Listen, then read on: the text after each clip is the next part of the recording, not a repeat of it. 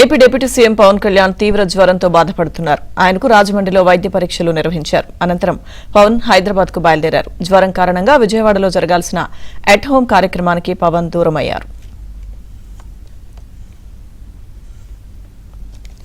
పవన్ ఆరోగ్య పరిస్థితిపై పూర్తి సమాచారం మా ఏపీ బ్యూరో చీఫ్ రామారావు అందిస్తారు. రామారావు. లక్ష్మీదుర్గ రాష్ట్ర ఉప ముఖ్యమంత్రి పవన్ కళ్యాణ్ తీవ్ర జ్వరం కారణంగా ఈ సాయంత్రం లోక్ భవన్ లో నిర్వహించే ఎట్ హోం కార్యక్రమానికి గైర్హాజరవుతున్నారు అని చెప్పి ఆయన కార్యాలయం కొద్దిసేపటి క్రితం సమాచారం అందించింది. ఈ విషయాన్ని లోక్ భవన్ అధికారులకు కూడా పవన్ పేషి అధికారులు సమాచారం అందించారు.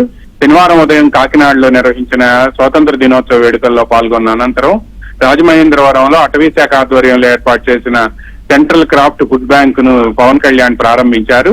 ఈ సమయంలోనే ఆయనకి తీవ్ర జ్వరం రావడంతో కార్యక్రమాన్ని కూడా మధ్యలోనే ముగించేశారు.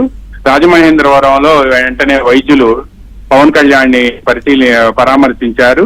ఆయనకి వైద్య పరీక్షలు కూడా నిర్వహించారు. కొంత ఉపశమనం కలిగిన అనంతరం హైదరాబాద్ బయలుదేరి వెళ్లాలి అని పవన్ కళ్యాణ్ నిర్ణయించుకున్నారు. ఆయన సతీమణితో కలిసి పవన్ కళ్యాణ్ హైదరాబాద్ బయలుదేరి వెళ్లారు. ఇటీవల పవన్ కళ్యాణ్ కుడి భుజానికి శస్త్రచికిత్స జరిగింది.